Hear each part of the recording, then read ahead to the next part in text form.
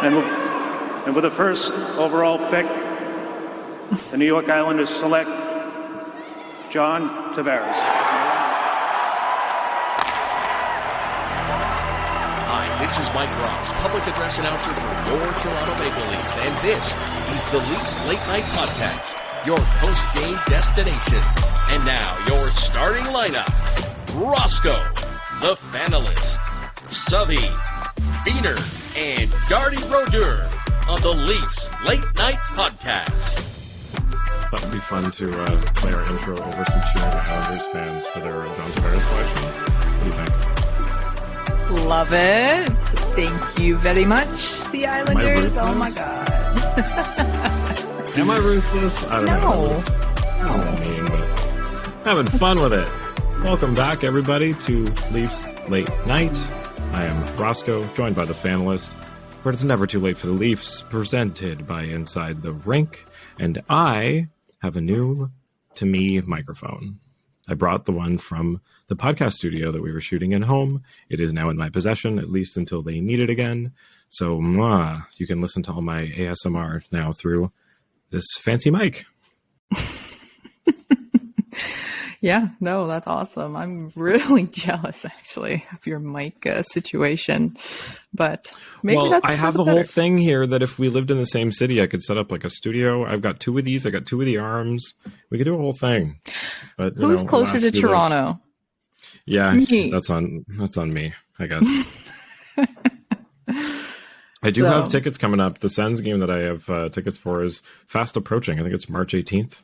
So looking forward to that one here. Yeah, you're going to both, aren't you? Yeah, they're like 2 weeks apart. They're both on a Saturday. I think it's the 18th and then 2 weeks later. Maybe 3 weeks later, but I think it's 2. But yeah, nice. Should be fun. Nice. No, I'm definitely looking for tickets for that if it works with the schedule. But something to note tonight, Curtis from Alberta is in Ontario and Holly from the UK is in Toronto. So... Oh, shit. Everybody's here. They're all here. Well, not all, but some, and more coming soon. Kyle's is coming back from Australia in April, I believe. And I know our friend Luke Man's saving up for a trip, and everyone wants to be here, okay? So I don't know why the hell you're in Ottawa. We could be recording out here. I know, but like, this is how I can sustain doing this. You know, I got to be here and working. Which is why I missed I'm going to say why I missed the Saturday game, but really it was because I planned a night with my girlfriend and told her that, you know, this was a Saturday that I wasn't going to do the game in the podcast. So, you know, that's we did fair. some stuff instead, like watch a movie and catch up on our garbage reality shows like Below Deck Adventure, which is fantastic and I cannot recommend enough. So you Netflix and chilled. Great. Basically, yeah. Skipped and we went to Leaf Winners game. too. Even better. Hope you found some good stuff at Winners. I usually get some great stuff at Leaf stuff there. I got some pants. There was no Leaf stuff there because Ottawa, but yeah, it was cool. Anyway, we should talk about hockey. Hockey. Wow. Actually, Below Deck Sailing. Yeah, can I talk about that for 2 seconds? Actually, it was Below Deck Adventure, but feel free. So this is on Slice. Do you get I get it on Amazon or something, or maybe it's on Fibe. I don't know. Fucking never heard of it. It's on Slice. And there's a whole series of them. There's Below Deck Sailing Out. There's Below Deck Mediterranean. There's the classic one. It's like, you know, all these reality shows. Once they do a successful one, they got to spin it off and do it in every corner of the planet with everybody under the sun. So this boat picks up adventure in Norway, where it's a group of like, I don't know, 8 or 9 people in their 20s usually that are like, I don't really know what I'm going to do yet, so I'm going to go work on a yacht for a summer. Like, it's a lot of people that are just kind of going with the flow. There's the odd person, like usually the chef or the chief stewardess or the, you know, obviously the captain. Some people will make a career out of it and have done this for a long time, but some people are just like one-offs. So there's a lot of drama and dating, and, you know, you get to watch them host charters for like people that spend tens of thousands of dollars. And it's like seeing things fall apart for these high-end clients. It's just fantastic. Nice. I don't know, it's fun. Wow. It's fun. You get to see cool views in different places and people scream at each other. Well, I just finished a reality new series. Well, not new, just the recent season. The Circle message. Leafs won tonight. Hashtag Leafs forever. Bleed blue. Let's get it. So Fine, we'll talk about hockey, I guess. oh, fine. But man, I'm just glad. Go ahead. No, I was going to say non-hockey question, but hockey related, because they asked the guys that. Did you see the question about who would win in a marathon of the Leafs? Yes, interesting. Pretty much everyone listed Hall as one of the people who would probably win, except Marner, who's like, probably me. But then he also said Halsey, so, you know. I love that they call him Halsey. Right. No, I was surprised to hear Kerfoot's name as a possible answer, being, a short king on the team, and you would just assume maybe the Giraffe would be one of the speedy ones, or Hall, of course, being a tall guy himself. I don't see Engvall having the stamina to do a marathon just because he is so big. Like, you give Kerfoot the advantage because it's less weight to carry around for, whatever it is, 30-something miles. I don't know how long a marathon is, but I think it's around that. Damn. Yeah, it's interesting, though, that Hall, of everybody, though, was listed. It's not who any of us on the outside would probably think of as the marathon winner on the team, but it's always fun to get that little inside, scoop on how these guys actually are behind the scenes and in the weight room. And they mentioned, what was it, the treadmill challenge that they have to do, and Hall beats everybody. So crazy. Yeah. He had a good game tonight, too. Yeah, super good. 2 assists tonight after, I believe they said 5 games without a point or something like that. 5 hits, 1 block, 1 shot. But Justin Hall, he's been great. What a steady force on our blue line. And I'm so happy to have positive conversations about Justin Hall, especially at this point in the season. Yeah, everything, mostly everything was good. Him and Gio let that one in. It was a little meh. I hate whenever somebody's left in front of the net alone, but otherwise, it's nice that he's finding his offensive game. There was that, again, I love when he goes down around the back of the net because people never expect it from him. I think it's one of those things you can pull off on most teams once before they're like, oh shit, where's Justin Hall going? So it throws everybody off because it gives the chance to the 3 forwards to set up, and then he swings around and throws it out front. So it was a nice attempt. I forget who was on the ice with him there, but some good chances from him. Oh, definitely. And especially, feeding those long ice passes that led to a goal. Just a beautiful play, especially being able to sauce that puck all the way to literally the opposite blue line. And it's either, Yarncroke or Nylander able to get control of the puck so easily. Or, Matthews and Nylander. So...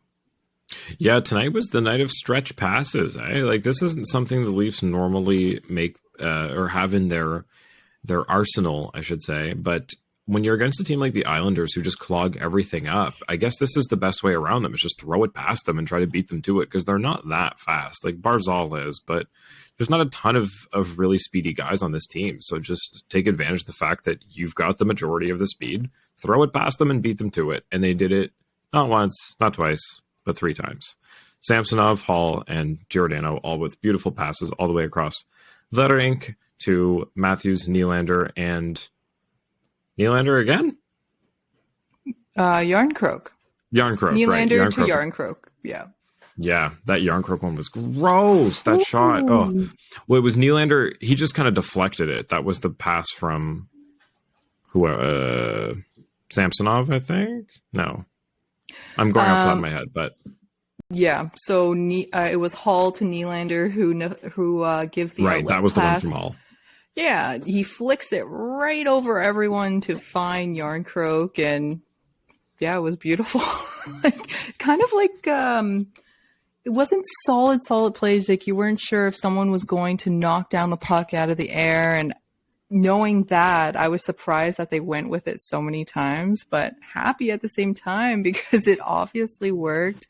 And in the first period, I noticed that the Leafs tried to do the cross crease pass a few too many times. I mean, they had so many great chances. It just wasn't going in, or the puck was bouncing too much, or just couldn't connect on the pass.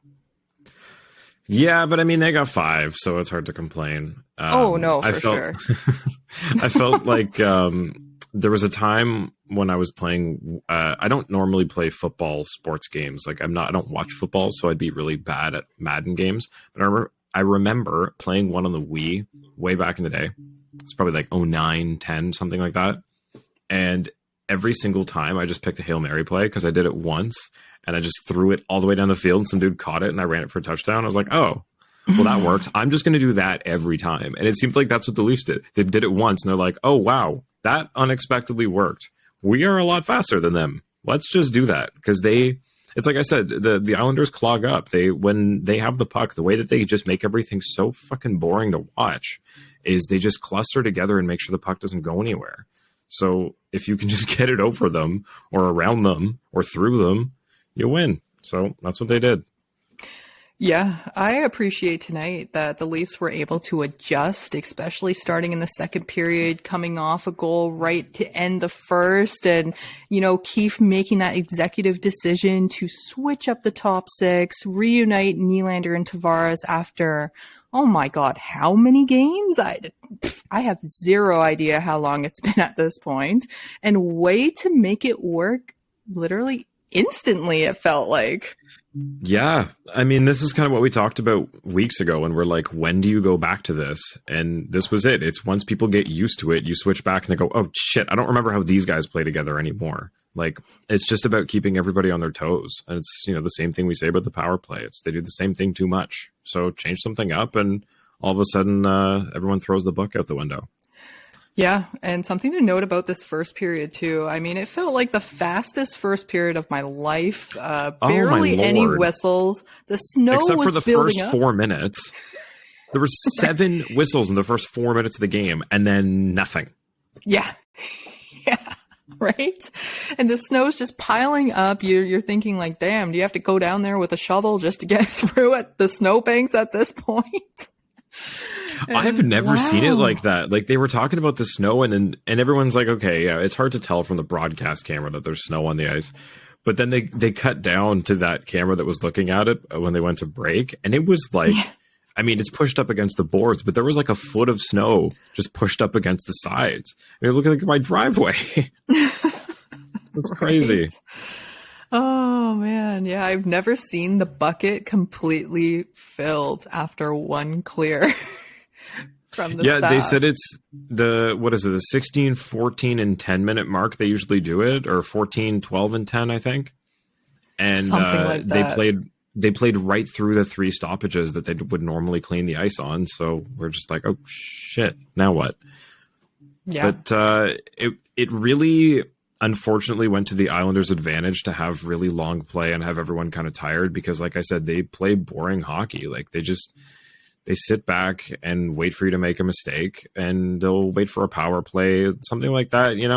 They're not in any rush to get things done because they're confident in their goaltender. They're confident in their defense. And that's about it. So when you have, 14 minutes without a whistle, the Islanders kind of just get to control the play for the most part. And that's what they did. Yeah, definitely. And that first power play opportunity, Holmberg, first period back after being injured, gets sent down to the Marlies just to get up to speed. Damn, I did not notice that he was injured at all just from the way he played tonight. He was right in there. First shift, draws a penalty, or maybe second shift of the night, draws that penalty against Pelech. And wow, I don't know. I'm just impressed with Holmberg, and I'm so glad that Keefe is making room for him in this roster. Yeah, I did not have my money on Pontus Holmberg and Bobby McMahon as the 2 new guys that we were going to be so impressed with. And welcome to the show, Biehner. Thanks for joining. Hello. Sorry, guys. No problem at all. So just, I'm sure you heard me there, but Bobby McMahon and Pontus Holmberg really have been impressing as of late. And tonight, like more so than usual. Everybody was off about them, and the commentators saying, he had his one goal overturned, and it keeps looking like every night that he plays, he's going to get another one. So, what are you liking about him, Biehner? Just the drive. Like, he's a dog that hasn't been fed in 2 weeks, right? So that's what it seems like. You can't stop him. The entire time he's out there on the ice, he just does not stop and goes. And he's got that big size that he's not going to get pushed around too easily. So it's really nice to see, and it's a good boost of energy, right? Yeah, and one thing that we saw tonight that we don't normally see is over 11 minutes from both Holmberg, McMahon, and Aston Reese pushing almost 12 minutes. So normally what we've seen is like, that 7 to 9 minute mark for a lot of these, like the last two forwards, and they've been protecting them. But now that they've become confident in the bottom six, it seems like they're getting a lot more ice time. Is it just me, or does he kind of look like Jack Eichel? It's hard to find because there's no picture of him anywhere. Like all of his stat things are still blank on NHL.com. Let me look up on Hockey what Bobby DB, McMahon looks like. The picture's not that great. Hockey DB has a picture of him, and NHL.com doesn't. That's crazy. No, but in person, that surprises you, really? It shouldn't, but on TV, I don't know. Maybe it's just the curls popping out a little. I know Jack has a little bit of a fro, but something reminds me of Jack Eichel. I don't know why. Yeah, if you like mixed him and Dryden Hunt together, you'd get Jack Eichel, I think. Yeah, that's their baby. Yeah. There you go. Speaking of Dryden Hunt, waivers. Yeah. Really, we were going to waive Dennis Malgin. That was the whole point of the trade in the first place. Do we think this was kind of a waste of time or what? It's really weird. Number one, the fact that we put a player on waivers and they actually cleared. Yeah. And just like, I wasn't disappointed with what he brought, because it's not like we're expecting him to come in and score 50 or to fight everybody every game. Oh God, no. Yeah, some people were hoping that maybe he would get claimed to free up a roster spot. That way a move could be made.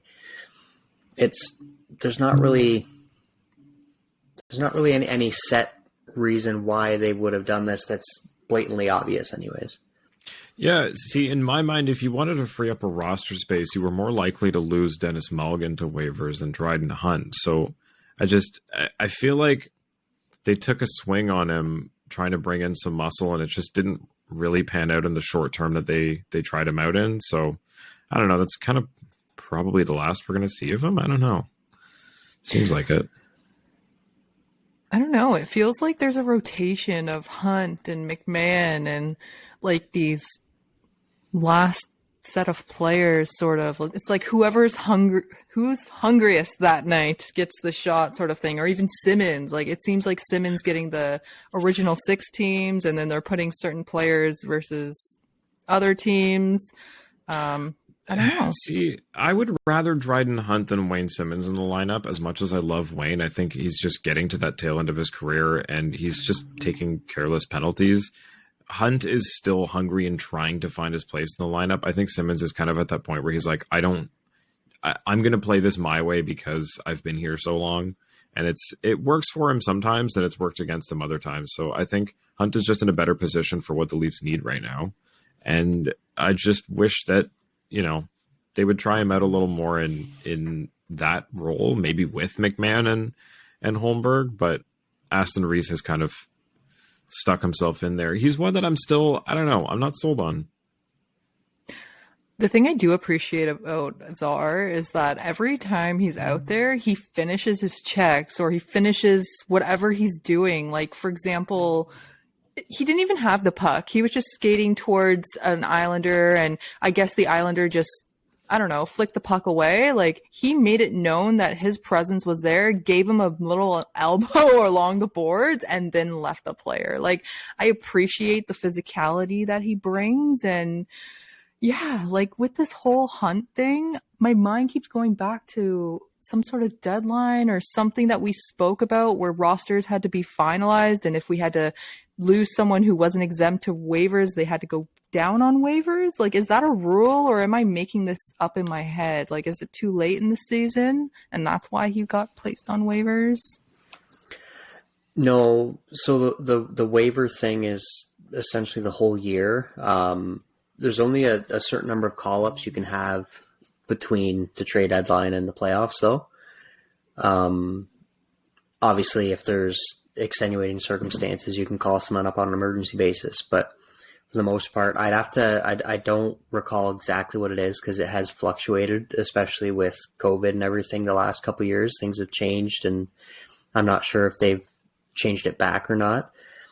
Mm-hmm. But at one point, I want to say it was like 5 or 7 different players you could call up after the deadline. And I think once you clear, you're cleared for like 20 days or something.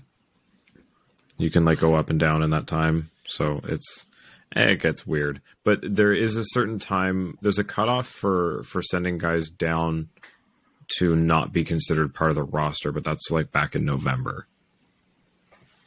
Okay. I don't know. I couldn't find the date online, but yeah. Anyways, one thing that I really kind of threw me off that I haven't seen yet, I don't know, maybe I keep missing these games that it happens, but first intermission, Keith Yandel, an analyst. Have you guys watched him much? Like, this is my first time tonight, and I was like, oh my God, what am I watching? And then I Googled it, and he got hired this year, and I'm like, oh.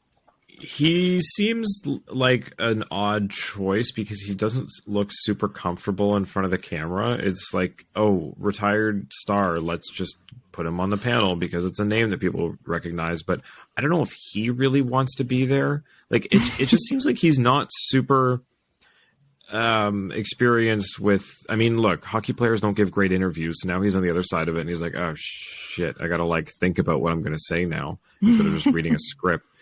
And I don't know. It seems like he's a little out of his element. He might get it if they stick him there long enough. But I feel like there's other players that are just good at this, like PK Subban, just naturally. And he's, things can come to people with practice, but it just doesn't seem natural to him. Yeah, like there was always talk about when he was in the dressing room, he was a player that, like a teammate that other players liked having on their team because he was good in the room and he had a little bit of a personality. And I find his personality is not necessarily coming through, or he's just very like plain or monotone. I don't know how to describe it. His very, very first game, I think it actually was a Leaf game as well. It was brutal. Not that he was wrong with anything he said or anything like that, but it was very, very hard to watch because you could tell he was very uncomfortable. Wow. So he's gotten I was going to say, it's not like he's used to going through hair and makeup and getting a suit put on him and then sat in front of lights and a camera and everything. Like, it's a much different experience than like a press conference when you're playing. Absolutely. Yeah, when I Googled it, apparently he got a lot of backlash when he said the New Jersey Devils weren't going to make the playoffs back in late November, early December, something like that. And that was when they were on their huge heater. Yeah, well, they still might not. So, yeah, who knows? But damn, Anders Lee scoring. End of the first period, only how many seconds left? 22 points. Lee, 22 seconds left. And we're like, holy shit, going into the second, hoping things get better. And yes, what a second period, guys. 6 goals, was it? Or total? Yeah, 6. 5. No. 5 goals in the second period? Damn. Speaking of Lee, did you hear Rush Hour 4 is coming out? I did not. Oh my God. Bean just put his head down in his hands like, oh my Lord. But I'm looking forward to it. The third one was okay. The first 2 are definitely not aged well classics. Oh, yeah. There's certain movies that, as much as you may have loved them, they would not have been able to be made now. No, Oh, of course. I think I showed the first one to my girlfriend because she hadn't seen it, and like 3/4 of the movie, I was like, "I'm so sorry, I do not remember this being this inappropriate." Like, and it wouldn't have been then; it would have just been like, "This is humor." Now it's like, "Oh my god, this is so bad." Oh my God. This reminds me that I made my partner watch a movie and she fucking hated it. Have you guys seen Team America? Oh Lord, I have it on DVD from way back in the day. Yeah, we watched Team America. It was her first time, maybe during the pandemic, and she hates crude jokes. So You can't even quote that movie in public. Like, you would get canceled for quoting any line that is supposed to be a joke in that movie now. Like, it's insane. it's because every time we're in the U.S., I'm like, America, fuck yeah. Fuck yeah. And she's just like, what are you singing? And I'm just like, just wait. You got to get all the songs, okay? And they're horrible. I do not suggest this movie. Every time we have to shoot a montage at work, I'm always, montage. It's like the only thing you can get away with. Everything. People ask what that's from. Don't worry about it. Don't look up anything else from that movie. It's taking all my power not to burst out right now. Okay. Second period. Second William period. Nylander and JT. Okay. Guys. I had a little tinfoil hat conspiracy theory in the second. Do you think we've talked about this starting on time thing. Meanwhile, the Leafs still hold the highest goal differential in the second period. Do we think there's a bit of a coaching strategy here to kind of laying off the first period and figuring out the strategy of the other team, playing them out a bit, and then just going 120% in the second? Or is this just kind of how the Leafs have lucked out this year? Because it seems a little strange that like the starts of their games have been so, I don't want to say lackadaisical, but like a little sloppy sometimes against teams that they shouldn't be. And then the second period, it's like I tweeted, hold my beer. Like, I don't get it. They become a completely different team. They turn it on. And it seems like there's some sort of a strategy maybe to this. I could see it, especially with the puck possession game that the Leafs want to play a lot of the times, right? Because in the second period, you can really take advantage of that long change and how it's a lot harder to change on the fly, especially when you have prolonged periods of play between whistles. So you get a couple shifts in a row of the Leafs doing their thing and possessing the puck, even if they're not really getting shots. If they're possessing it in the offensive end, then it's very easy to tire the opposition out, goat them into either making a really bad play and getting scored on or taking a really stupid penalty. So I could definitely see it, but I don't think you'll ever hear anybody admit to it. No. Like hearing someone admit, yeah, let's just lay back in the first period, because that'll never go over well. Well, it's not about laying back. It's about, playing maybe defensively and observational game, getting the notes on the opponent, letting them think that you're, taking things a little slow, let them think they're in control, and then come out in the second. Or maybe they just literally start slow every night and Keefe screams at them every first intermission and they're like, oh my God, fine. Just so we don't have to hear this next intermission. Like, I don't know what it is. Well, the Leafs aren't used to starting on time, okay, bud? So it's nothing new there. And I'm just joking, guys, but I see that perspective. Like, as much as you can study the other team, you never really fully know until you're on the ice. And maybe some guys got scratched and you're not expecting it. Like Noah Dobson tonight didn't play. I was going to say, right? Like, that makes a huge change. You want to see how they play with someone different in the lineup. Yeah, and Nylander said after the game and in his post-game interview, like, we were sleepy, and then we came out in the second after we realized that we were too sleepy in the first. And it's maybe it's just as simple as that. They go back after the first, they're like, oh, this isn't working, I can't find you on my pass, blah, blah, blah, blah, blah. And then Keefe is like, fine, okay, let's do this. And it worked. I'm just glad it worked because what a sequence, man. Nylander almost racking up 400 points tonight, almost 5 points to reach that milestone of his. Yeah, I mean, Nylander's one away. He went from 495 to 499. Everyone's like, "Okay, 5 points. Let's do it. Get it tonight." Sorry, I'm just trying to figure out. None of these things show how many face-offs these guys took. They just show their face-off percentage, and I'm like, no, I want to see how many they took. What player specifically are you looking for? Well, because it says Yarncroke, Engvall, and McMahon all at 100%. And I want to know. I mean, Yarncroke took 1. Okay, still. Engvall took 1. McMahon took 1. There you Matthews took 10. Camp 6. Tavares 3. Holmberg 2. Okay. That's weird. This is all by Money 3. Puck. Money Puck breaks everything right down. Sweet. Oh. Yarncroke, I'm just looking at his stat line. Like, this guy, we have him signed for the longest of any of the forwards currently. And I think everybody's really liking what they're seeing. I keep saying it took about, 20 games for him to figure out what he's doing here. But since then, I mean, this is the most goals he's scored in a while. Hell yeah. Sorry, Steph. He's really found his confidence that he lost in Calgary, right? As I've joked multiple times, Sutter completely even forgot that he was ever there, so he never got a chance to really play. But the guy's been nothing but consistent his entire career. He's not going to go out and lead the league in scoring because that's not the player he is. But he is that effective, consistent player who's going to drag your team into it. He is what we've been praying Engvall to be since Engvall came up. The consistency. Yeah. Engvall has it in flashes, just he doesn't have it all the time. Yeah, and I mean, Yarncroke's on pace for his best season ever, just looking at his stats here. Through 40 games, he's got 22 points, 10 goals, 12 assists, which is fantastic. And Nashville, his highest through 81 games was 31 points and 35 points in 68 games.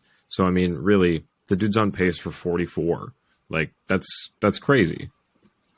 Yeah, he's good for a point, half a point a game pretty much. No goals in 17 games with Calgary, 11 goals in 40 games with Toronto. So it's looking good, and it always helps to have JT or any of our top 6 guys core on your wing. And tonight, I was just happy to see that drive, man. Like, finding that loose puck, especially if Hall's going to lob it out to mid-ice, grabbing that and staying confident, not panicking. It's all starts off the first goal. You know, JT super calm. He had 2 guys on his back. He's just like, nope, lobs it right to Nylander. And then even when JT scored his goal, it was like, even though he's on a breakaway, no panic. He's just calm, cool, leading the way. Captain, oh captain, yes. Yeah, and just while we're talking breakaways, Michael Bunting came in for his and was taken down. I want to talk about penalty shots for a sec, because there was a lot of opinion about this. Penalty shots, what do you guys think of them before I bring up what everyone on Twitter thought? What's your feeling on getting to shoot and then whether you get it or not, it's just back to play? Steph, start with you. It's hard, right? Because do you want 2 minutes of opportunity to try and get a goal, or do you want to repeat your breakaway without any pressure behind you and hope that it goes on your first chance? I really think it's on the shooter, and maybe instead of, if people want to get rid of the rule, maybe allow the team on this specific type of play or penalty choose? Like, would that be so wrong to let the team choose, or would that be unfair? Like, Biehner, I'm going to go to you because Steph's starting to verge on what some other people thought here. Sorry, for the record, I did not read them. The response. I just want to know how do you feel about the penalty shot? No suggesting of other things, but like, what do you think it adds or takes away from the game? Well, originally, say before the lockout, it was something that was very exciting. You didn't see it all the time, and people loved seeing it. Now, since the big lockout happened in 05 or 04, 05, they brought the shootout out. So there's not as many shootouts as there was before. So it's not like it's completely boring or anything like that.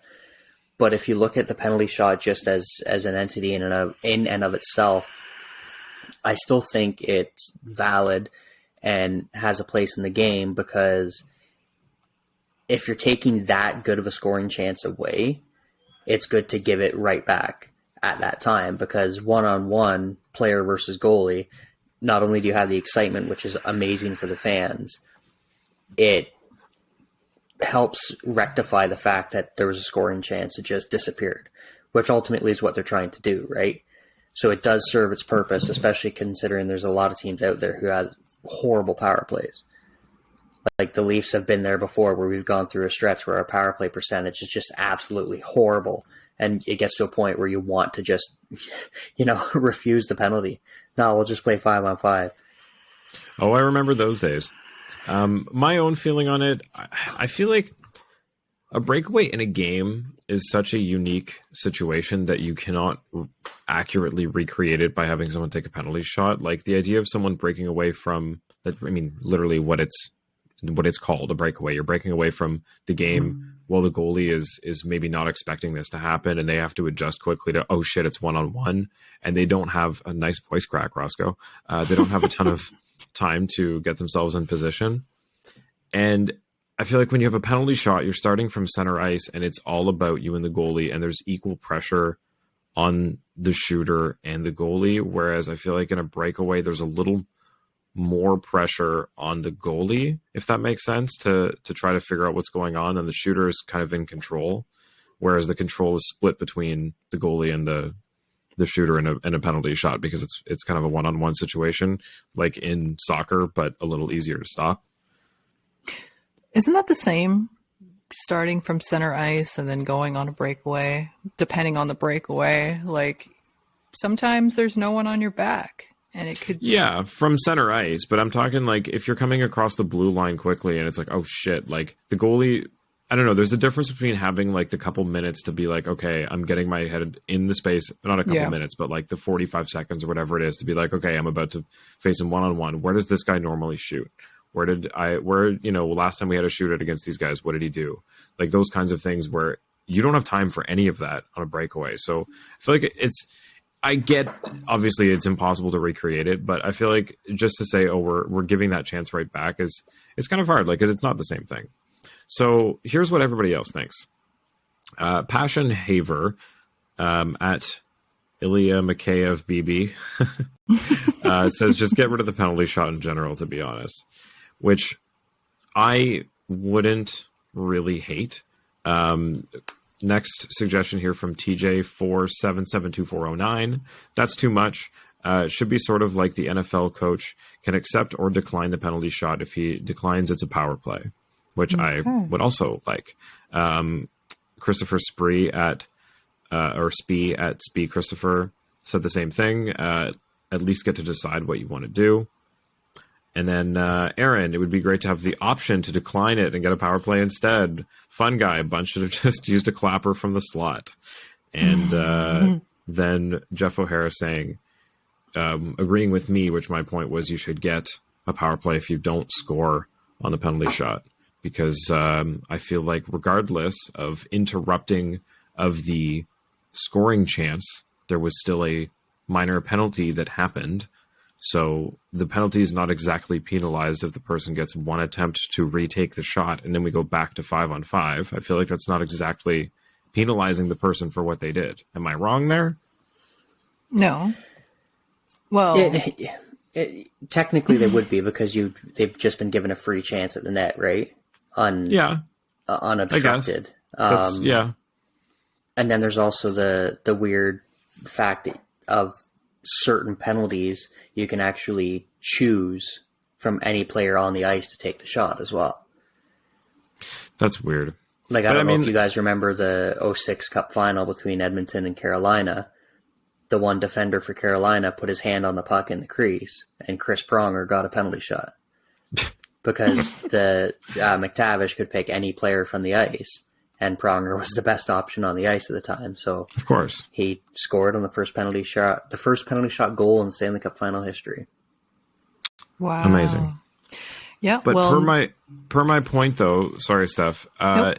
JT scored off of a breakaway on a power play, which is something that can happen. So like, that's kind of what I mean is if you give them 2 minutes, those things can happen. You can get a breakaway and a scoring chance. I just feel like if we're going to say that when you do one of these things to a player, like if Michael Bunting was doing that exact same thing, but there was a defenseman beside the goalie, that's a 2-minute minor. You get what I mean? Like it's silly that because there's nobody there, it's penalty shot, take one shot, and that's it. We're going back to play. I feel like we just get rid of it. But like, Maybe give them the option, but I'm more leaning towards just get rid of it. I don't care. There's also the potential safety issue, right? The percentage chance of a goal being scored on a penalty shot over a power play, I don't have the exact numbers, but it's got to be higher. So you're less likely, or you should be less likely to perform a penalty that would be severe enough to cause a penalty shot. And then if you negate that and it's just an ordinary penalty, you could potentially have some dangerous situations where if you have a guy trailing, he's not going to care because there's no penalty shot. It's just a penalty. So he might be tripping someone from behind as he's chasing him down or something. Who knows? Right? So the all-time percentage is 33.5%, which would be like the number one team's power play in the league. Yeah. yeah, the Leafs So are definitely 0, a higher percentage chance. 0-5 on the season. The Rat are Bunting's first career penalty shot. I guess the Islanders had no chance to really chalk up what he was going to do. They know he's not a shooter, but still had a good chance, right? Obviously, Sorokin is a all-star goalie, but our Ilya, the Battle of the Ilyas tonight, was just making him look silly. 872 for Sorokin tonight and 939 for Samsonov.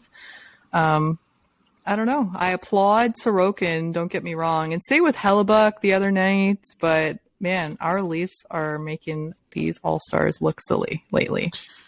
Yeah, I just wish they could make some like AHL goalies look silly for once. We're not going to talk about Saturday.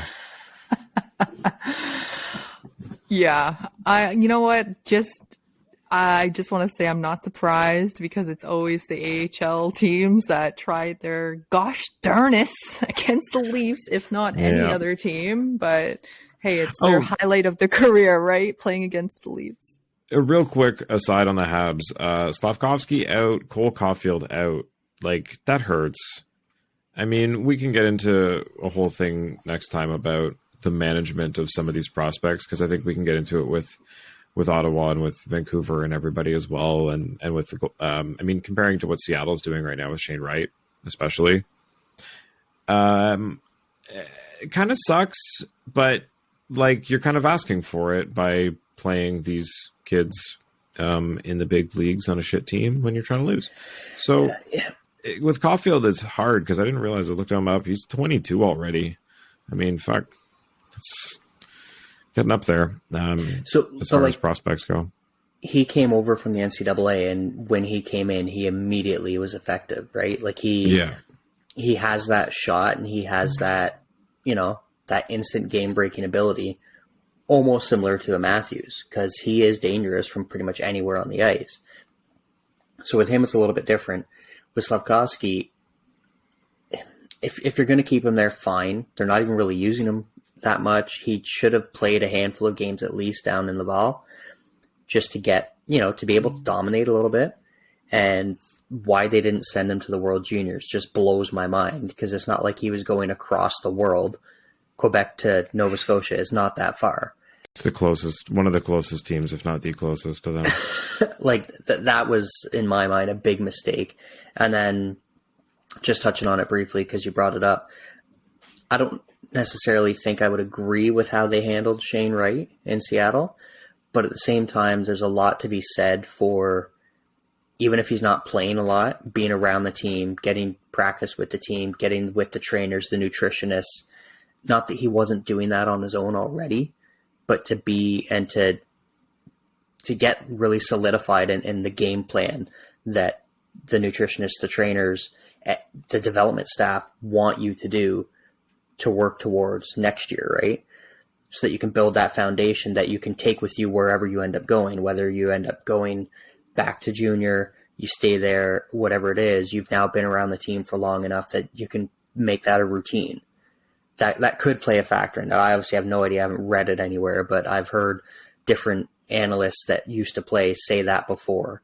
Whereas it's not always about the game time with certain players. It can be about being around the atmosphere and seeing everything on a day-to-day basis.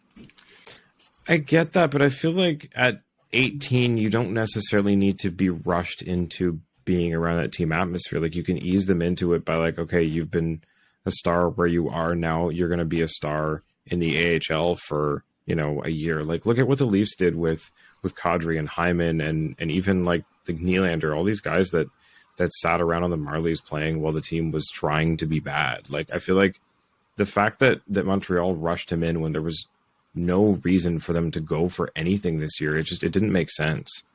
And now, I mean, look, Ottawa was in a different position entirely, but like the fact that Josh Norris is out now is just like two teams that are not trying to win and having their stars of the future out is like, just nail in the coffin.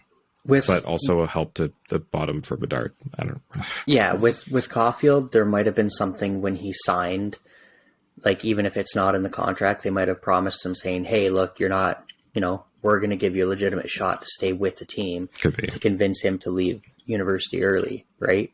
Sometimes you have to do that to get a player to come out, or else they're just going to finish their schooling career and wait until then. But Slafkovsky, there's no excuse. Whether they didn't want to get chastised for taking him first overall and then sending him down to the AHL or what, because especially with him, you had the ability to send him to the AHL. Like Shane Wright, there's not that choice. But Slafkovsky, you could have done that. And here we are. So, want to go to some questions, Steph?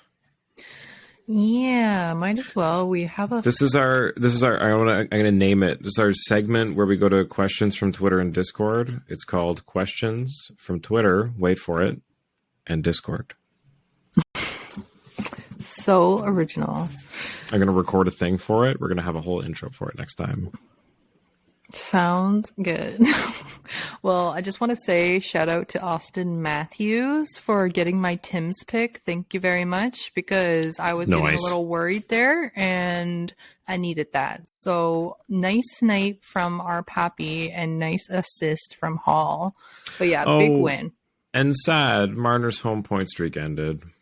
Yeah, but Matthews is up to 16 game home home streak there with 10 straight games with points.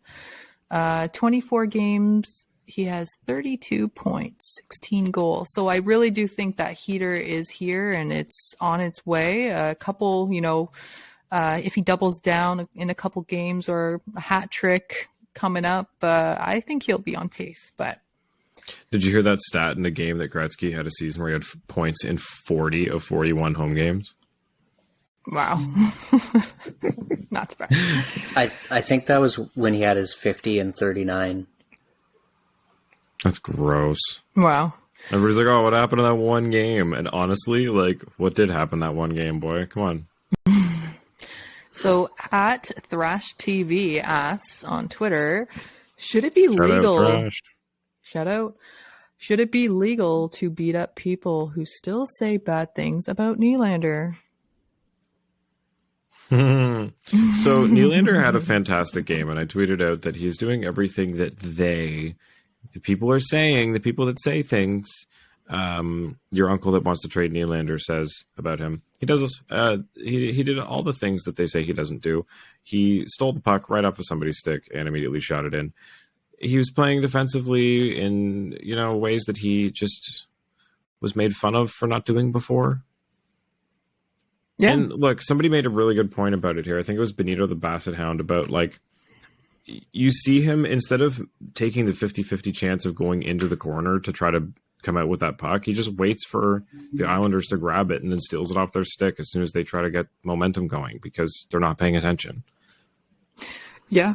Even just the defensive play on his goal, knocking the puck right from Mayfield in the Islanders zone and creating that space for him and just taking the shot, spinning, taking the shot and getting in there. If he wasn't in that corner or able to block that shot, that goal would have, that puck would have been on the opposite end.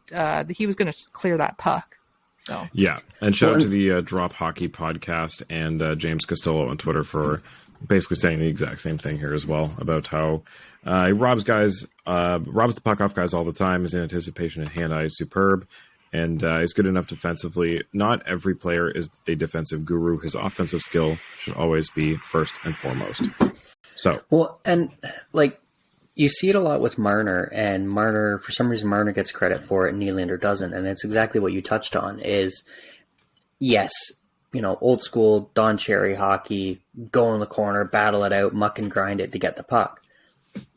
You don't have to anymore. With some of these players, they are so skilled. I would take Marner one-on-one trying to get a puck off anybody's stick in the league, and especially with how he's playing this year, I would take Nylander in the same situation. So he doesn't have to put himself in that vulnerable position. No offense to Bunting or Hyman or anybody like that play that style, but he's able to not have to sacrifice the potential for an injury to go in the corner to get the puck by doing what you were saying. Just, go ahead, get it. I'm just going to strip it from you anyways.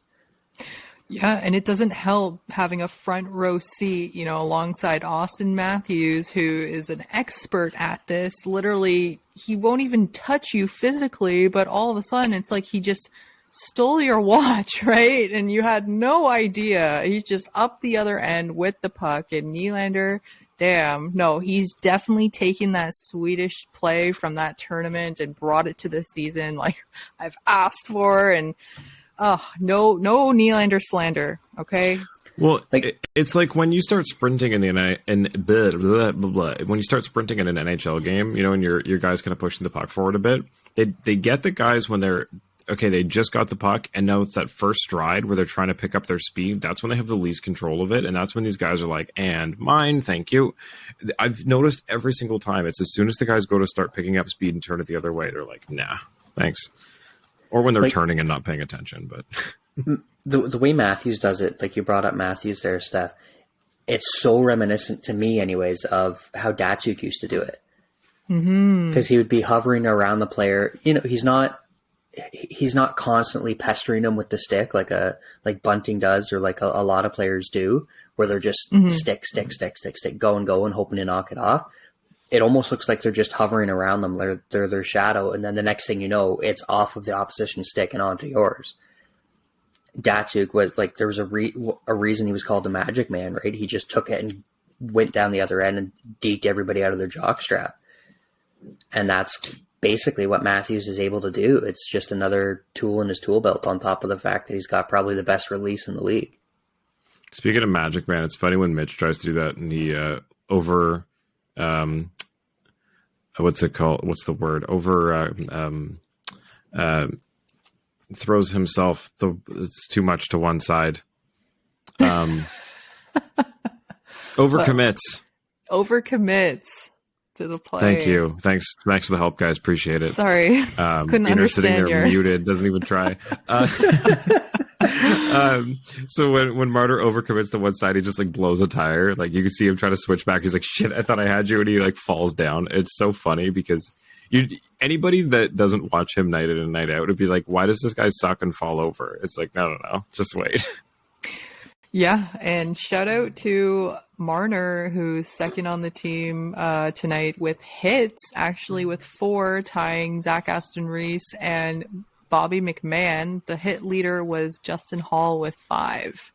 So as we're talking about, not using your body in these situations, Marner's still out there using his body in situations that are appropriate, right? If you don't have to throw yourself at the guy and you're able to pickpocket him, why not? If you're going to slow yourself down for no reason, don't. Just pickup speed, and this is what's going to fool people. Sorry. Oh yeah. Okay, got to move through these. Biehner the Basset Hound asks, so we've got David Kampf at 99, Willy's at 399. Does Willy get to 400 or Kampf get to 100 first? Willy, absolutely, with how hot he is right now. Yeah, it's got to be. It could be honestly like in the same game, like with how these guys play. But honestly, I'm going to say Willy. I'm happy that both of them are so close to a milestone. I feel like everyone's hitting them this year. Everyone's going to come out of the season with commemorative pucks, which is nice. Yeah. Next question. Do the Bees have something we don't have, tangible or intangible? This is from Steven Kowalchuk. Benito the Basset Hound says mass, luck. That state has been on a roll for damn near 20 years. So what do the Bruins have that we don't? They don't have a curse. I would say what the Bruins have is cap freedom because they have a bunch of guys on sweetheart deals and it allows them to spend more money on filling out their depth. True. That's just, what they managed to do. I don't get it. I don't understand why these guys took so little money to re-sign there, but it's really worked out in their favor as far as being able to consistently win. So, that means something to some athletes, I guess, more than money. It's basically, for some reason, Boston's been able to do that forever because even Ray Bourque, when he was there back in the day, was the best defenseman in the league for the longest time. And he wasn't one of the highest paid in the league at all. So they've got a history, a culture there, really, of getting guys to take hometown discounts. Maybe it's a great place to play. I'm not sure. Yes, they're very hot right now. Everything they seem to do seems to be going perfectly. But I don't know if this is just me being optimistic, if it's what it is. You can't go through an entire season and never have anything go wrong for you. So I would almost be a little nervous if I was them at, running into a hot goalie in the playoffs, or who knows, right?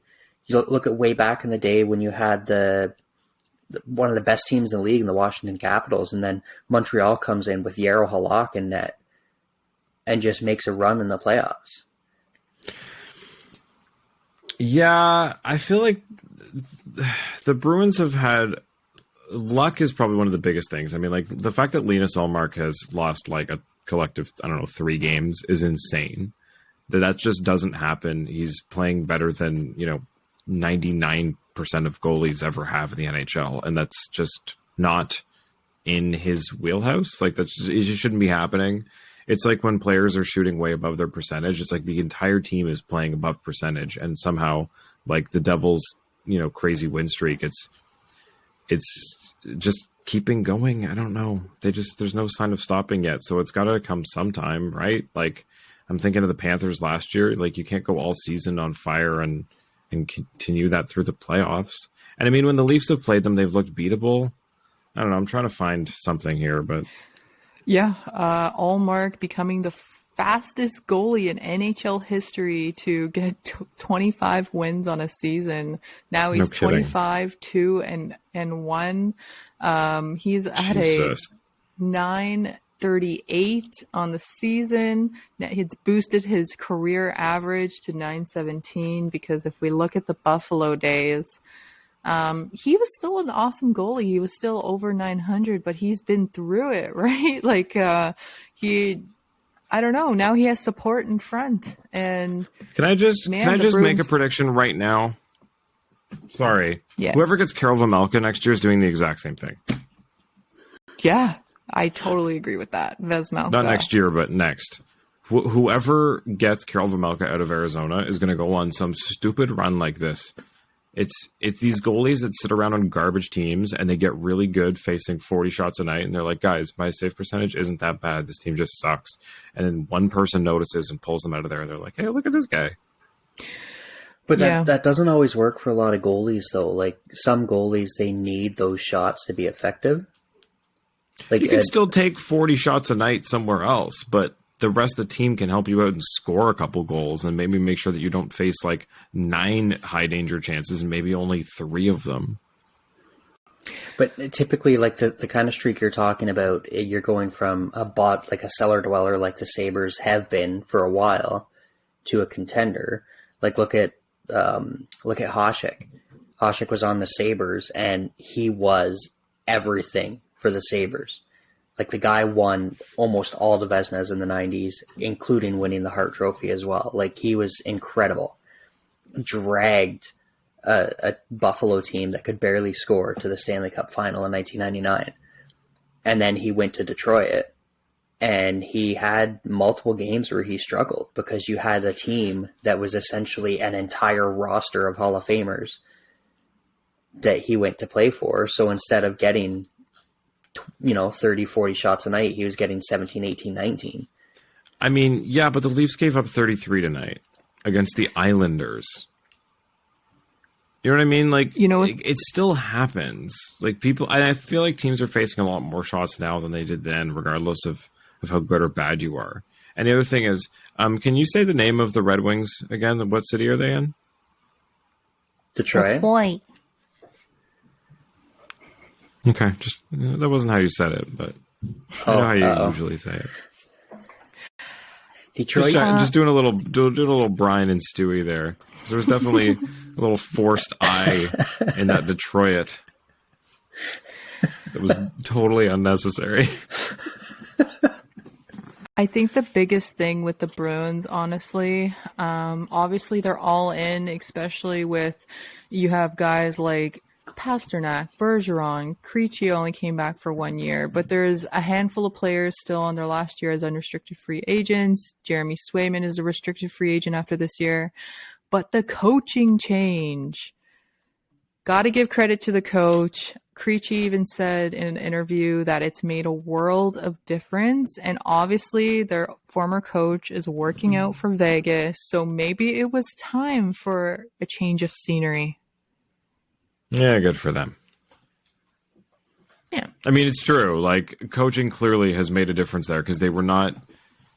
everybody thought this was going to be the year they finally fall off after how they looked towards the end of last year. But yeah, clearly everything back together and a new coach, and it's like back to 2012 again. So, oh, Lordy. I'd say more like 2013 when they had the collapse in the final. Hopefully. Next question from Zapper VI Blue and White. You think they're going to give Sammy some runway here, right? Or you got to think they're going to give Sammy some runway here, right?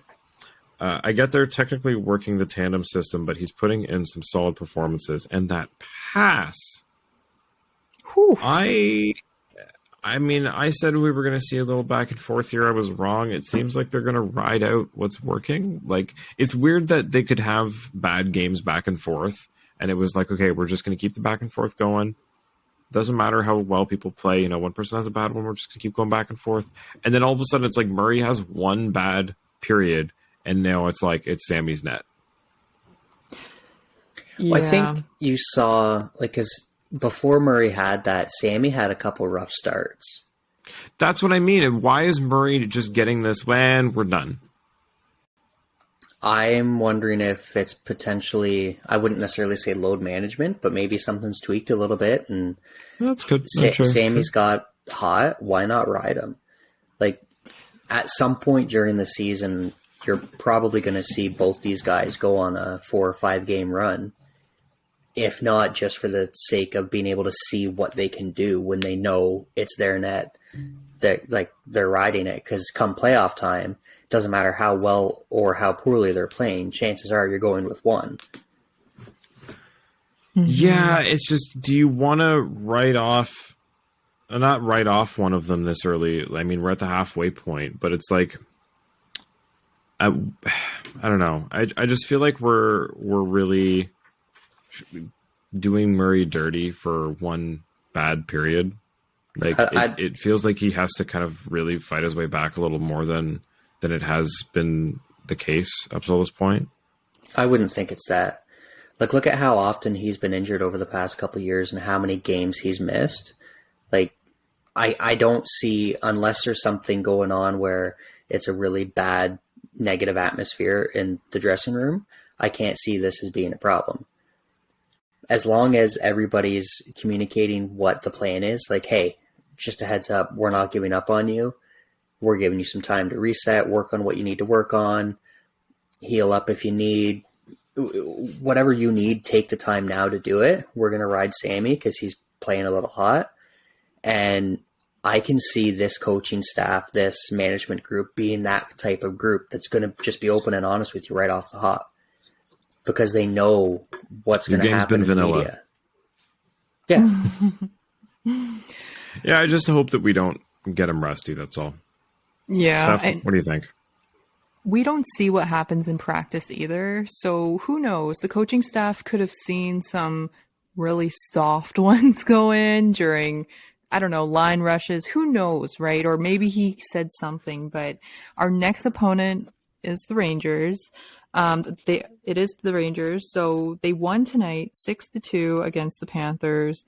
Sammy's 13-0-1. At home, leads the NHL at home wins, win percentage, goals against average, tied for save percentage, second overall in the league.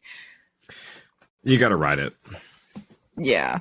And especially, All-Star break is coming up. You might as well try to accumulate as many points as possible because it is a known trend afterwards. Teams may not go into the groove as easily. So might as well try and get the points now, ride the hot hand, and go with the flow. Tonight, like I said earlier, he was, again, a 939, played awesome. I mean, the first one was, it was a one-timer, not really any chance, but it did look a little soft from some angles. But hey, he did amazingly, and we had the better Ilya at the end of the day. We had the Iliad, as I said. The Iliad. Nice. I just have to comment on this because this was in our Inside the Rink group chat. Sorry, I just got this notification. Obviously, there was a shooting down in California. The San Jose Sharky mascot page tweeted out a picture, very low quality, of the shark doing the Tebow pose, like the taking a knee, and it says, "My heart goes out to the community of Half Moon Bay as they work through the tragedy this afternoon." And it literally, like, I'll show the picture is like that. And everybody was just like, what in the hell is this? And they have since deleted it. It is gone now. Oh. That's a big yikes, PR wise. Like, who thought this was a good idea? Man. Huh. I cannot believe that it was a real thing. Yeah, that's clearly fake news because when you were saying shooting in I didn't hear of it yet. Maybe I was just slow with the news recently. Maybe it was false. I don't know. Oh, boy. Okay, sorry. There was 7 people fatally shot today. They're up to 11. Bay. Oh my god! What was that, Johnny? It's up to 11 now, I think. Oh, is it? Oh Yeah. my god! I did not see that. Am I in a freaking bubble right now? Like what? No, it's hard to, or it's easy to, I'm not going to get into it, but it's easy to not catch them all. Yeah, true. Couple more questions. Yeah, questions. Hockey. Thank God for sports, as my dad says. Yes. So hashtag Leafs Forever at TML Leafs Forever asks, is this a continue? Okay, let's see. Nyes will only have 3 games before the playoffs start. Unlikely he's seeing the ice then. Bunting remain a top 6. Meyer will be too high of a cost. I think Kyle has a surprise coming. What do you guys think? A lot of talk on Twitter today about Timo Meyer. Also a lot of talk about Matty Nyes. He was also nominated, by the way, for best player in the NCAA or the Baker Award, right? Being MVP of the NCAA, yeah. Thank you. So lots of talk, and also Nathan Bondy says, I'd be nervous having Nyes on the second line unless he's able to come up with the Leafs early and give us some games to assess before the playoffs.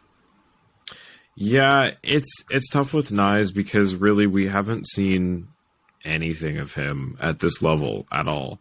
Timo Meier, on the other hand, we've seen a lot of and know that he's effective. Yeah.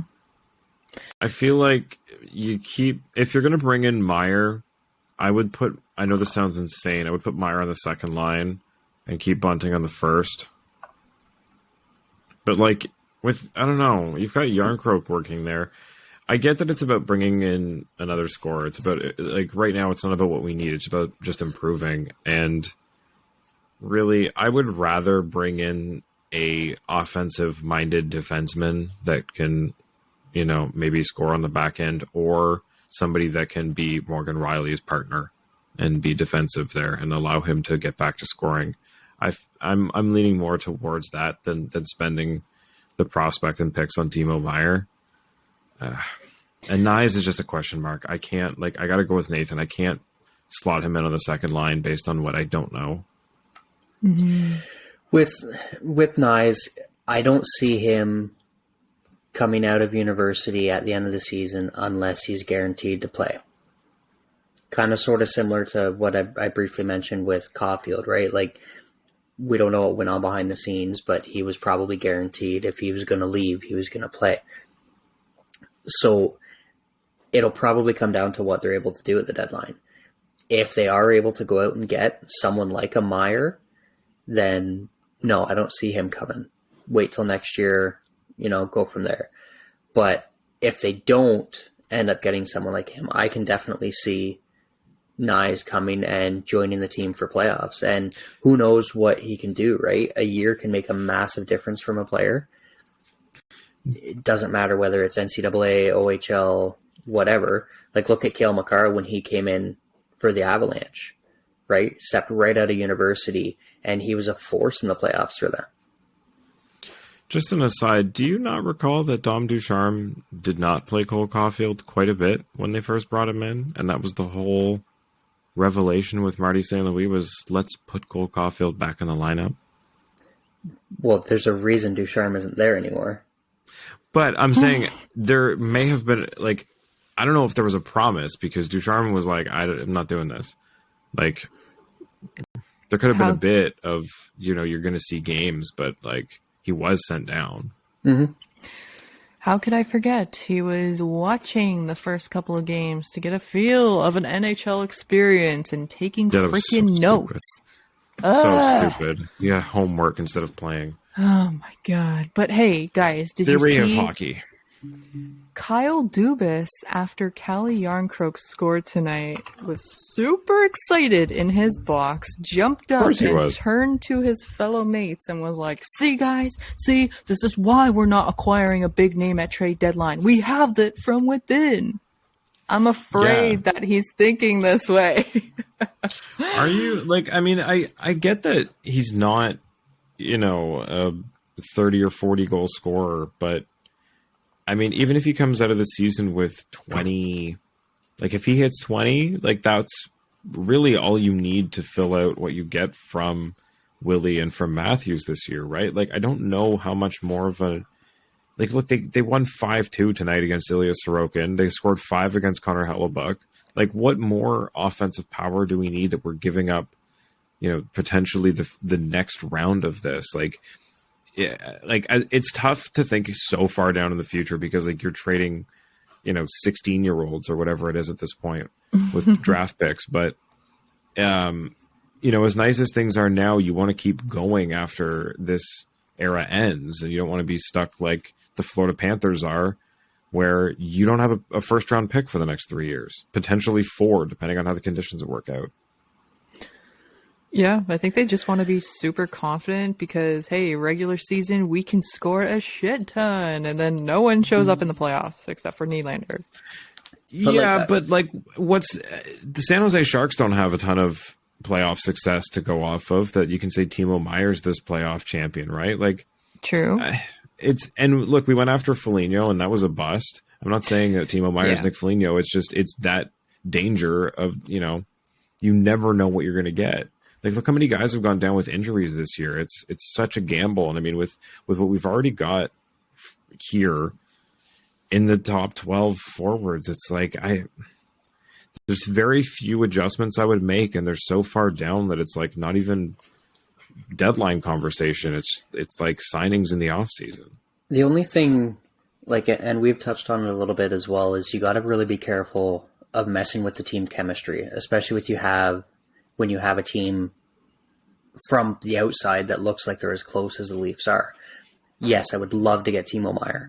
Cost aside, I would absolutely love to get him. I think he could really help this team. But I'm more so thinking you would need someone who could drive an entire third line. Because we've seen Bunting down on the third. It's not that he's useless, but he's not as effective as you'd want him to be. You're not going to drop Marner down to the third. Right? You're not going to drop Nylander down to the third. Because even when there's been injuries, they've tried him a couple times as center, or whether it's the third line, second line, whatever it is. Nylander, as amazing of a season as he's having, he does work better when he has someone with him, someone to go, to attack with. So if you could get someone that could completely drive their own line, even if they're a first or second line on their team right now, but they can come in and be a third line guy, I think that would be more beneficial, because then you're not subtracting from our top six. Yeah, I think you're right. If anybody's got to come out of this with someone at the deadline, it's one of Engvall or Kerfoot on the third line, right? Like, it's the Engvall, Kerfoot, Kampf line that's just kind of okay. They're not scoring, they're not stopping chances, they're just kind of killing the clock, which isn't a bad thing. They can individually kill penalties, but as a third line, special teams aside, I think that's where you got to make an adjustment. Because look, we got hounded in by Nick Paul. Like, you need somebody that's going to come in, even if you spent a first round pick on it, someone that's kind of come in on the third line and just be that extra, like you said, the one driving the whole thing. I don't know if it's replacing Kerfoot, but I think it's got to be somebody that's on the center there that's just bringing some kind of identity to that third line, because they don't know what to do. I hate comparing to Tampa like we always seem to be doing, but when they made their first run, they added Barclay Goodrow and Braden Exactly. Coleman. Like, Goodrow and Coleman, and then last year you added Hagel and Paul. Like, it doesn't have to be that high-end, top-end guy. Yeah, and I think aside from hating comparing to Tampa, they are constructed very similarly to the Leafs. So they are you can say, what does Boston have that we don't? Their salary construction is completely different than the Leafs. Tampa's the closest one. It's like comparing, a pig to a human body. If you want to see how the human's going to react, you stab a sword through a pig. Deadliest warrior, baby. So I went off there. It's late. But exactly like they did. You spend, even if you have to overspend on somebody that's a bottom six forward, if it's going to bring the impact that you need, spend what you have to spend, right? If the person's there. I don't know who that person is this year. I don't Maybe think it's it's Sean Meier. Monahan. In a I don't know real if it's world, him. it's not Meier or Monahan. It's more like an unknown that we don't see coming, like Gaborik or McCabe on D. Saw lots of talk about that. That can be realistic. I more so like what Marty had mentioned a little while ago when this whole Vancouver thing was going down. He had made a comment on Twitter about, Dubas going out and grabbing Horvat and Shen. That'd be interesting. If you're able to swing something like that, have Horvat drive that third line. Mm-hmm. Yeah. I mean, Shen's at least affordable. I'm trying to find, there was a list I had here. of Ivan Barbashev, Matt Sean Monahan. Okay, we got Vlad Tarasenko. That Probably would low. be ideal, but he's a right winger. Too much. And see, I don't. Yet again, I think that goes back to if you're going to go for a name that big, you might as well go for Meyer. Yeah, you're right. Unless you were going to drop someone off of the top six, because not only does he kind of fit that bill of maybe not necessarily driving his own line, but then I think there would be more of a risk of him being like a Foligno 2.0. Look at how injured he's been forever, right? He's on IR right now. Yeah. Okay. It's coming off soon, but it's been a while. Like, it's been way before Christmas. Just according to hockey writers, the Leafs' top asset come trade deadline. What do you guys think it is? I know people have been saying that Sandin has been talked about a lot. Nyes probably isn't going to get moved. So you're probably looking at the first Sandin and Voigt, maybe. It's the first. They just have the first round back. Oh, they didn't even do any homework. I know. It just says they also do not want to part ways with top prospect Matthew Nyes. So That's what potential I was gonna destinations: San Jose, Arizona, Blackhawks, and Blue Jackets. So I mean, I think Columbus makes the most sense for that. Like, I don't know, Barbashev, I guess, is like the person from there. I don't know. It's Columbus there's not would be a ton of Gavrikov. guys. Barbashev's in St. Louis, is he not? Yeah. Right. You're right. What about Same Domi? Same colors. Domi, I don't know. Just I don't hate another it. We common touched name. on that a little while ago. Like, I don't know if it's the nostalgia or the fact that it would be really cool seeing that name on a jersey again, because, you know, we all, well, I anyways, I don't know about you kids, but I loved seeing Domi in a Leafs jersey. Of course. And Of course, we grew up watching that. I always forget, you know, you guys are so young. One whole year, Bean. We've been over this. I know. Grandpa.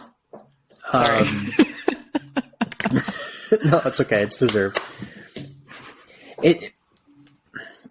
He's got pieces that would make it ideal to see, but yet again, I don't know if you'd want him. This is just me. I could, like, I'm probably not thinking how Dubas and them are thinking. I want someone to come in and drive that third line, because we've seen it work. That top six, doesn't matter whether you put Marner with Matthews, Marner with Tavares, Nylander, whoever's where, that six can work in almost any structure. Yeah.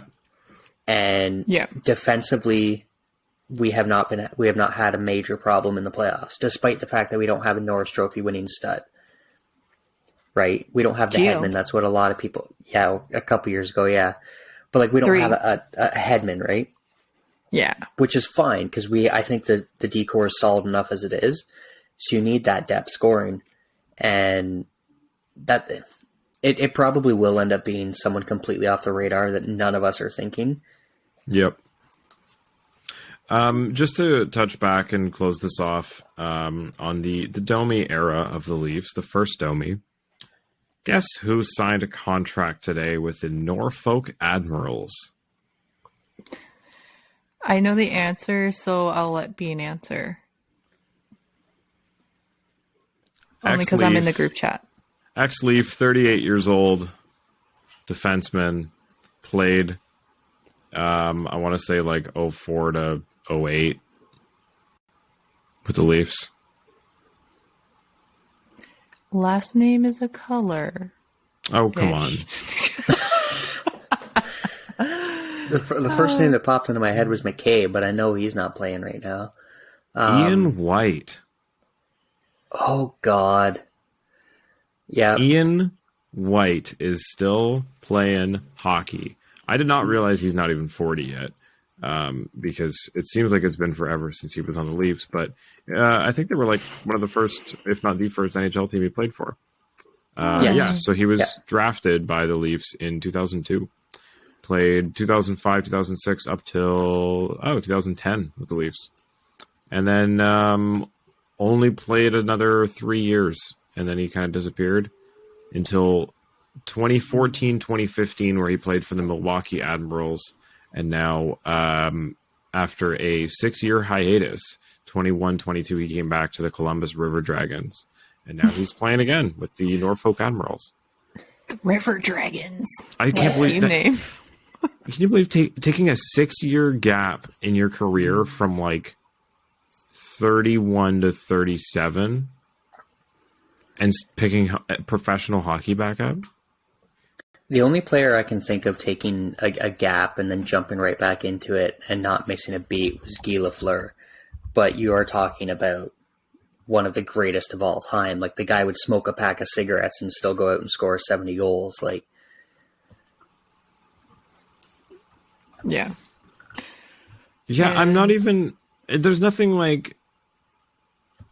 Oh. What? So I guess I should add this as an asterisk. I didn't know this part. Oh. I figured there's a 7-year or 6-year gap in his career. I should look at his Wikipedia page to see if anything happened. Was he in jail? Yeah, he was in jail. November 20th, 2015, he was arrested at his home in Kenora, Ontario, and charged with various drugs and weapons offenses. And the AHL signed him? Hired Former him? NHL defenseman Ian White was arrested. Guess who reported it? Rick Westhead. There you go. Was arrested on Friday in Winnipeg, charged with a number of weapons-related offenses. Careless use or storage of a firearm or prohibited device, 2 charges of possession of a firearm. Okay. Was charged. It's hard to say if he was charged or not. he was part of He was that. arrested, though. He was part of that group coming out of the lockout that, like, the Leafs had a lot of young players who showed a lot of promise. You got Stajan, Steen, Ian White. Koliakova was a good young defenseman coming through. Strawman was I have a coming up. Matt Stajan rookie card. I've got a couple of them kicking around somewhere. Like Kyle Wellwood, we had all these young players who had all this talent, just could never, aside from Steen going to St. Louis and lighting it up, they could never really completely put it together, right? Yeah. Alex Steen, what a story he was, eh? Great player. Well, speaking of defenders, I just want to give a quick shout out to Morgan Riley, who took a 91-mile-per-hour shot from the point tonight that did not go unnoticed to my eyeballs. So thank you, Morgan Riley, for taking that big shot. And it reminded me, Bean, you're talking about Norris caliber defenders, and I complained so much about the shot. So if Riley can keep doing this, good things are coming. And I liked him paired with Gio tonight. They led ice time with my screen just went down. 22-16 for Gio and 21-01 for Riley. Yeah, Riley's finding his game again. I mean, he had a couple shots. I would love if he would score just to get it off his back. But, man, Yes. he's getting back in there. There's something that's just, and I don't know if it's just me, there's something almost like visually satisfying of seeing a defense pair like 44 and 55 or, Oh, yeah. it sounds so silly and it's probably really weird, but I always end up, I like seeing certain lines like that. Yeah. And it was nice It's to satisfying. Sanding and Lily, Timmins back. 37-38. see. Yeah, right. Timmins known for the big shot as well, but anyway, that was my last thought about the game. I don't know who got the belt. I wonder who Samsonov gave the belt to tonight. Because I know Nylander had it recently, and Nylander scored twice. Usually Mitch Marnie, she's tracking it. Let me see if I can find it quickly. Well, it's not on their actual page. So I don't think they posted. Now I can't find the damn thing. Okay, anyway. Mitch Marnie tracks it. She has a thread. I'll find that out later. Well, follow us on Discord, follow us on Twitter, and all the jazz. Check out Inside the Rink for all your post-game, pre-game articles. We'll be back next time. Thanks, everybody. Thank you.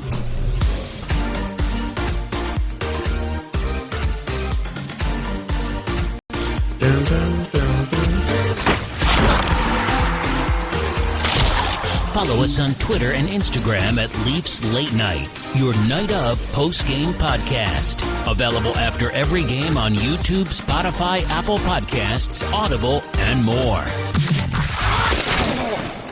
Hey, Marty. How's it going, bud? I was just going to say that. I beat you to it. Bye, Marty.